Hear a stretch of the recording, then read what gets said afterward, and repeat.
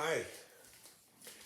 So we're going to keep talking about history and our modern world and what's happening right now, and relating what's happening now back to correlated times in history, which has been done, many historians have been looking at analogs and such.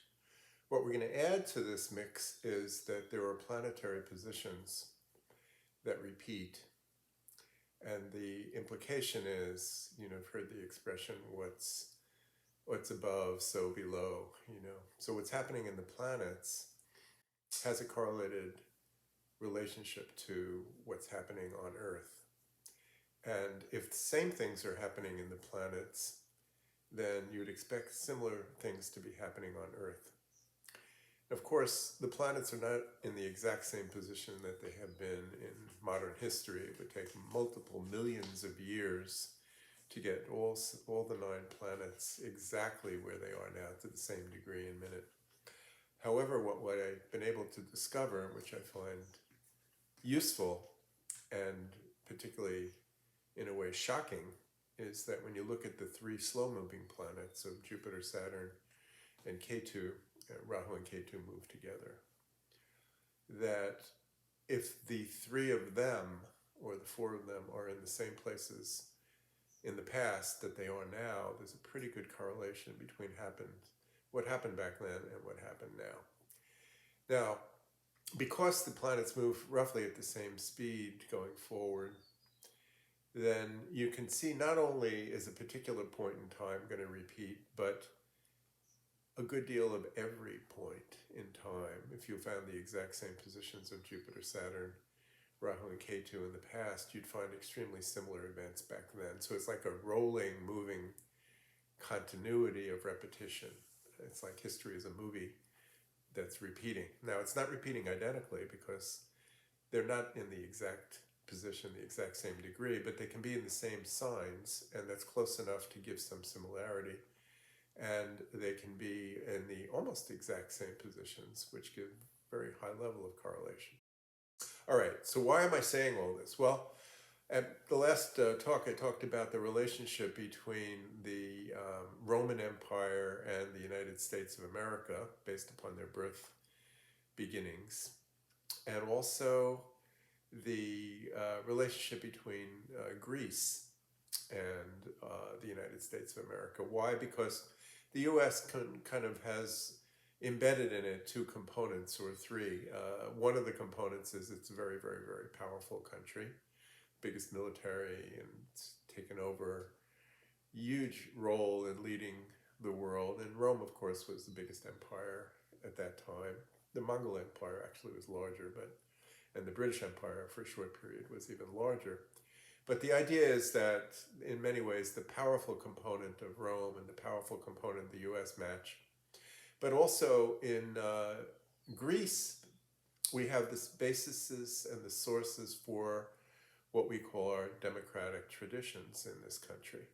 And we have representative democracy, and they had in Greece what was called a direct democracy, where the people actually kind of voted on all the different potential issues. And now we have representatives who represent the populace, and they vote on the issues.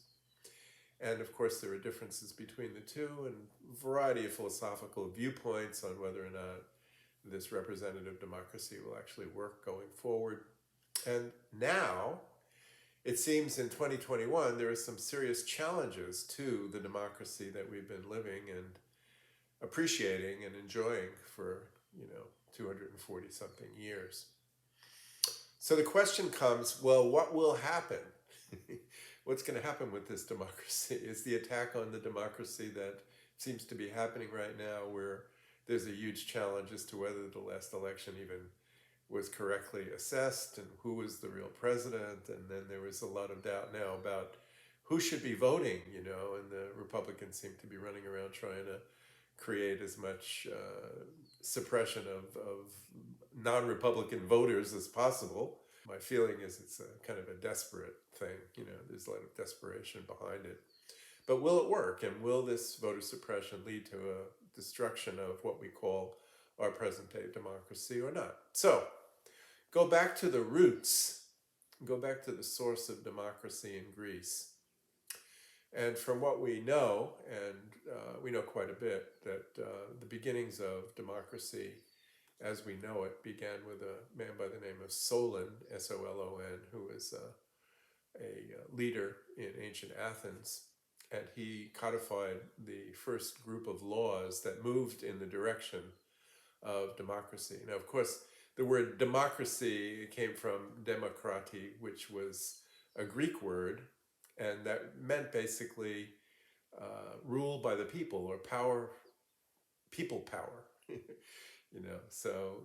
Power to the People came out in the most recent 1960s and all this, and now it's re-emerging is that everybody has an equal vote and we should all be counted and all this kind of thing. So the original thought about democracy was in Solon's court, but at the time he was not really quite in the camp of everybody should vote and all this kind of thing. He was still aristocratic, and he was still oligarchic in his thinking about only men were allowed to vote, and also the rules that were constructed, they only could vote if they were citizens and they were Athenians, and their mother and their father were Athenians as well. So it was an extremely limited version of democracy, but it was the beginning stages of democracy in around 600 AD. He became what's called an archon in 594 BC. Sorry, and in 594 BC, he took a role of significant control of the laws and the execution of the laws and the justice system, which at the time was huge numbers of people were in the court. The other thing about the direct democracy is that the leaders in the court system and in the judicial system, and they were not voted upon. They won by lottery. So it was completely random. So that you couldn't have this kind of control by the aristocrats or by the moneyed classes of what was happening. And there's people who suggest we do that in modern day to kind of eliminate the issues that are coming up about voting. But anyway, the point being that 594 BC is analog to 2030 AD. If you look at the astrology and the position of Rahu, Ketu, Saturn, and Jupiter, there's a 2622 year cycle, which indicates that we are, based on that cycle, based on that particular alignment, we're just around the beginning points of democracy, believe it or not. That what we've experienced in the past is some value of democracy, which will morph into more of a real balanced form of democracy. But in Greece, it took some time. Now, there's another cycle which is also very, very, very, very important. It's 2064 years, where again, the Jupiter, Saturn, Rahu, and Ketu positions are the same as they are now. And so the history back then continued to repeat. And I'm going to emphasize this cycle because it's actually extremely telling about what will likely go on going forward. So based upon that, there was the second iteration of what was happening in Athens after Solon and that variation on democracy was begun. A more similar version of democracy came in 507, 508 BC by a man by the name of Celestine. And he also was an aristocrat, but yet he completely included the lower classes. He included the plebeians and the people who were without wealth as part of the voting constituency, which is in the direction of we the people kind of democracy, which is much in line with what we have now. And if you go 2064 years from there, you get 1558. Guess who was coronated in 1558 AD? We talked about Queen Elizabeth. So the emergence of democracy in Greece in a more real form aligned with the beginning of Queen Elizabeth's reign, which was the beginning of what they called the Golden Era for Britain. So you see a connection between Athens and 1600, 1550 England, okay? As you move forward in time and look at the development of democracy back in Greece, you'll find that it lines up more and more with the events in the modern history. Okay, our 1776, when the United States began, and we are considered, based upon the whole view of representative democracy, lines up with 288 BC, 287 BC. The connection between 287 and BC, and that was the first time that the Romans had a fully balanced voting system where the plebeians were given the same rights as the patriarchs, as the patrocracy above, the people who had the aristocratic positions in Roman society. So it was like a breakthrough time in Roman history, aligns exactly with the beginning of the United States of America, and that you can read about that. It's a phenomenal, quote, accident that indeed the Roman concept of balance in society and some level of democracy was emerging at the same time that the United States became existent. So if you follow this logic further, you'll find that there are many, many overlapping correlates between first the British and then the US in terms of democratic rule, and first Athens and Greece and then Rome later in terms of what they did. So we have a ongoing rolling history repeating movie script with slight variations, of course, and we could say we're on a higher octave or higher level, or we're going around a spiral where we're at a higher rung of the mountain, seeing the viewpoint from a different layer. But it's still the same idea that history is repeating, and it's repeating in a very, very exacting way. So where do we go from here? All right, what happens from this point on in 2020, 2021? We've already talked about how the representative value of women's rights and how black rights and all these things are likely to improve and become more equalized over the next few years until 2041 and beyond. Well, it turns out the same thing is likely to happen with democracy. There were obstructions in Athenian democracy that were thrown into the mix at the equivalent times that we are presently living through.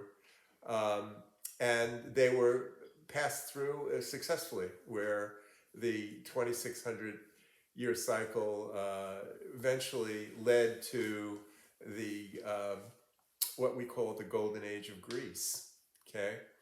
Now, there's another cycle that's really important, which I didn't talk about until now, which is, oh, by the way, the 2064 year cycle is 51.6 again, times 40. The Queen Elizabeth time was 51.6 times 9 years ago.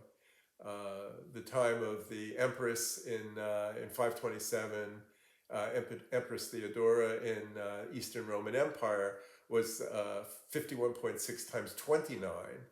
The time of Celestine was 51.6 times 39.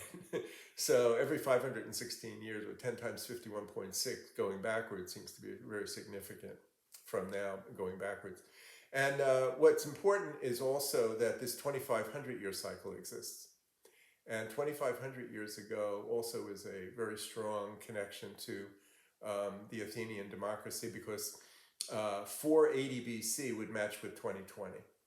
And 480 BC was the beginning of what we call the Age of Pericles. The Age of Pericles was the high point of Athenian democracy, from roughly 580 BC until 529 BC, and ultimately until the Peloponnesian Wars, when Athens and Sparta were fighting with each other.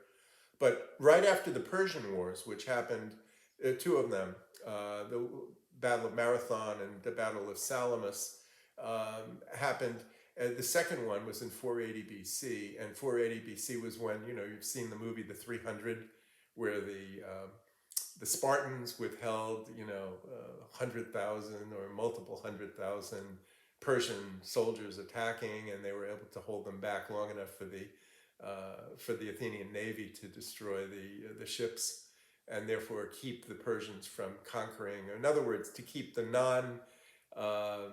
non-Greeks from taking over the Greek way of life and destroying democracy. There was a huge threat to democracy there, and after that, there was a big upsurge of the desire for democracy inside of Greece, and it lasted and became ultimately the age of Pericles, and Pericles was the great leader, and started in 480 and 460, late 460s BC.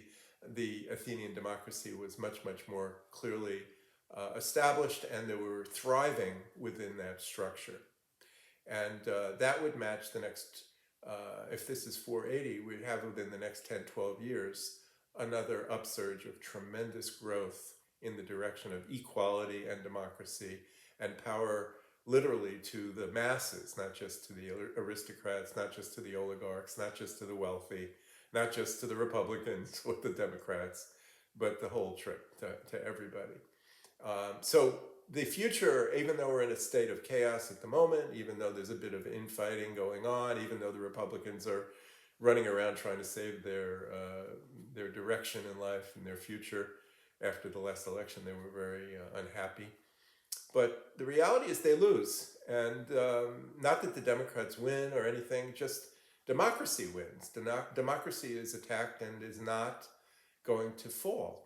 Instead, it will rise and grow and become more and more balanced through the 2030s and 2040s until the whole approach probably spreads worldwide to a larger extent than it ever has, and in a more powerful way. And that would be because the age of Pericles, again, from 480 to 429, it's like 51 more years. Notice 51, 51, 51. It's not an accident. It comes up that between now and, in the late 21st century, at least till 2071, there's no real obstruction to the increasing growth of positivity in the democratic universe, and it becomes more available, particularly since technology has expanded and people know what's happening in these different countries, and dictatorships can't get away with what they used to, and there's no secrets and nothing is hidden, and the whole truth is that's what the world wants. That's where the collection of the feeling level of consciousness in the world is starting to rise toward freedom. So I think that's the trend, and anyone hanging on to the past and trying to keep the oligarchy and trying to keep the aristocracy in play, it's happened numerous times in history, and it's always failed, and it'll fail yet again. On that note, I hope you enjoyed this. I certainly enjoyed it. There's so much immense overlap in history, and the whole development of the U.S. history and the Roman Empire. I'll go in quite a bit later. And if you want to let us know if you have any thoughts, and give us a hands up signal if you like this thing. And of course, you're welcome to subscribe and bring your friends to subscribe. I'm interested in sharing this knowledge because, first of all, I don't think it's available anywhere else. And second of all, it's just extremely fascinating. Thank you.